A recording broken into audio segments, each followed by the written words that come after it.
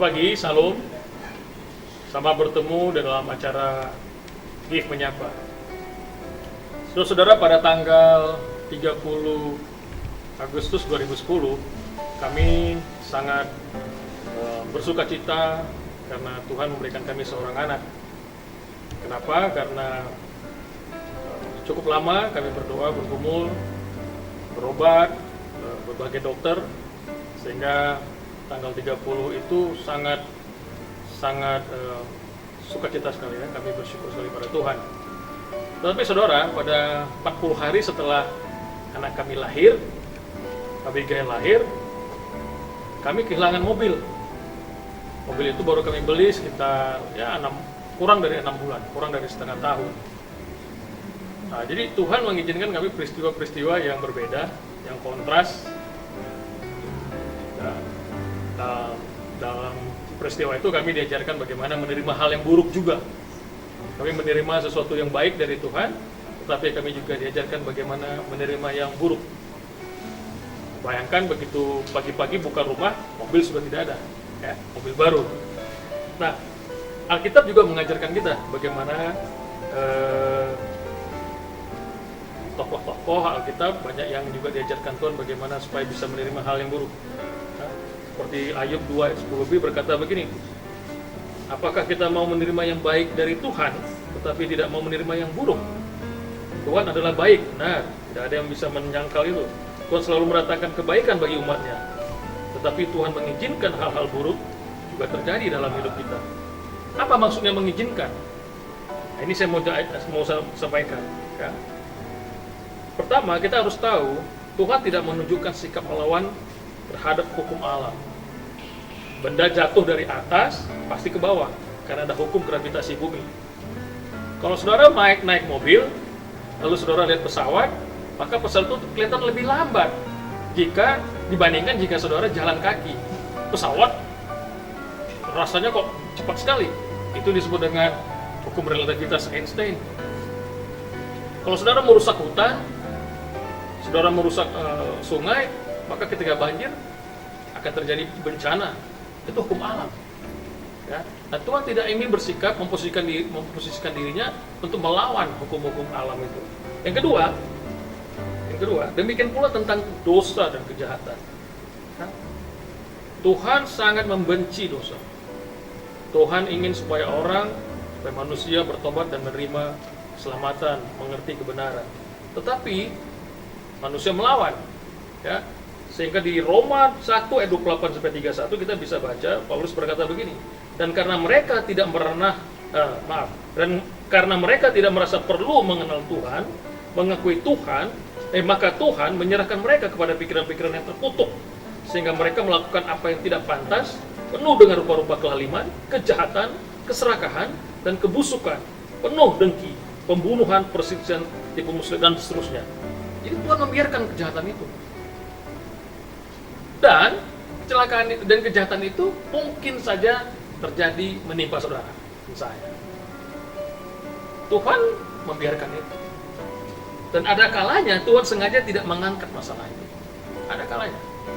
Kita ingat peristiwa Yesus di Taman Getsemani, 3 kali Tuhan berdoa, bersuruh kepada Bapa supaya dilalukan cawan yang ada di hadapannya, tetapi Tuhan berkata, kehendak-Mu yang jadi Bapa. Ya. Jadi menerima hal yang buruk ini sesuatu yang biasa di dalam hidup kita. Kita selama ini memang diajarkan teologi kemuliaan.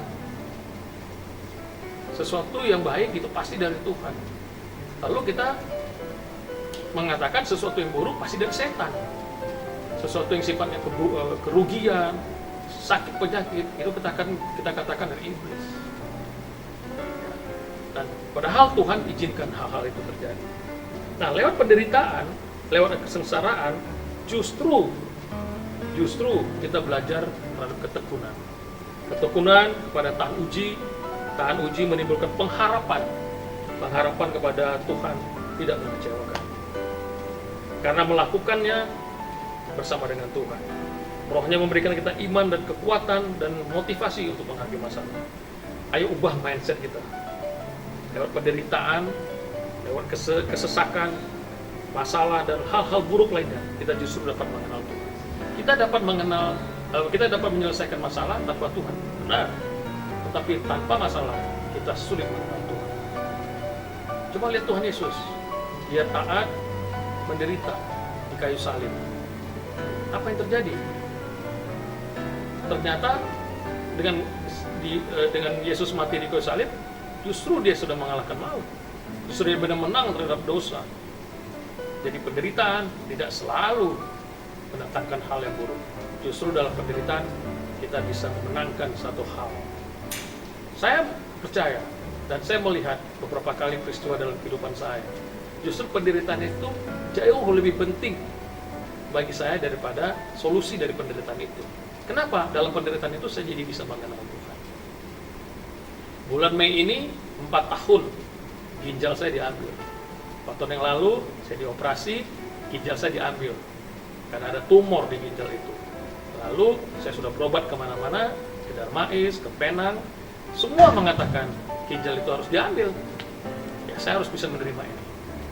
Pada saat itu saya masih belajar, masih baru masuk teologi, masih sekolah teologi. Saya bisa saja berkata, Tuhan, apa saya ikut Kau, tapi hidup saya menderita. Saya bisa saja tidak melanjutkan sekolah saya, atau bisa saya protes. Saudara, jangan marah. Ya, jangan marah seperti orang Israel. Orang Israel marah kepada Yeremia ketika mengatakan bangsa Israel ini akan dimusnahkan oleh Raja Nebukadnezar. Mereka marah. Mereka menganiaya Yeremia. Ya. Kenapa?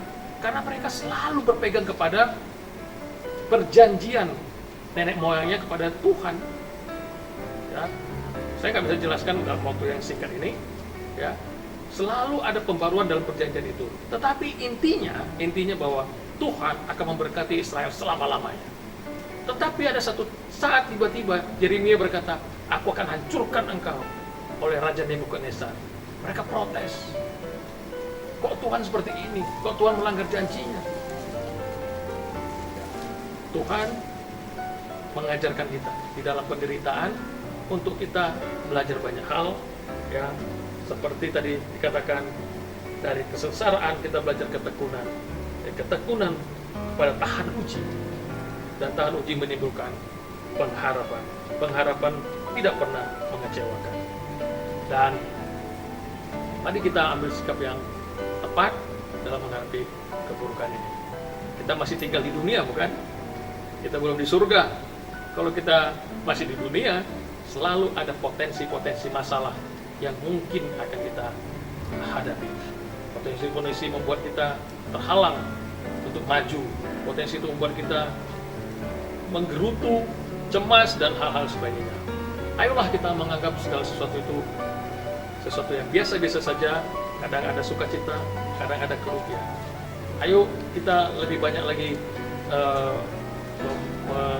bertekun di dalam Tuhan lewat doa-doa kita, dan kita belajar lewat peristiwa-peristiwa yang terjadi itu apa maunya Tuhan.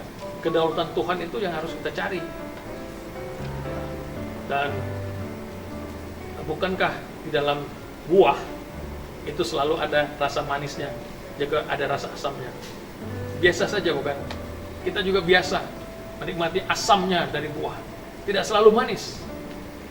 Nah, ayo kita latih mental kita. Ayo kita latih sikap kita, perspektif kita untuk menghadapi hal-hal yang buruk. COVID-19 ini adalah hal-hal yang buruk. Ada banyak orang-orang yang menderita gara-gara peristiwa ini. Ayo kita menerimanya ini dengan ucapan syukur, dengan mencari tahu apa kehendak Tuhan.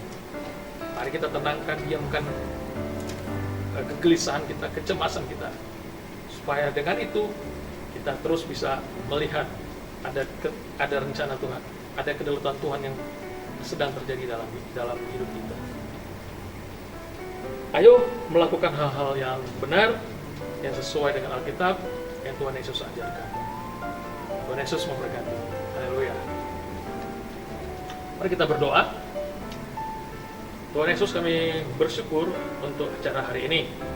Dimanapun, siapapun yang menyaksikan acara ini, memberkati mereka Tuhan, agar mereka dimampukan oleh Tuhan untuk menerima hal-hal yang buruk yang bisa saja terjadi kapan saja menimpa mereka. Dan Tuhan berikan mereka kekuatan, ketabahan, dan kesabaran untuk menghadapi hal-hal ini. Dan waktu-waktu mereka, jam-jam yang mereka miliki, Tuhan ajarkan untuk senantiasa bersyukur, menaikkan puji-pujian, dan menguatkan iman mereka, supaya mereka juga tetap berpengharapan. Sebab berharap kepada Tuhan tidak akan sia-sia. Berharap pada Tuhan akan mendatangkan suatu sukacita, mendatangkan suatu jawaban yang lebih baik, bahkan yang terbaik bagi kehidupan kami. Hari ini kami menghadapi situasi yang sangat mencekam, situasi yang sangat menyusahkan. Tapi kami percaya bahwa Tuhan memberikan kami damai sejahtera, memberikan kami sukacita, menolong kami, membuat kami sangat berhati-hati, waspada terhadap apapun yang kami hadapi di depan.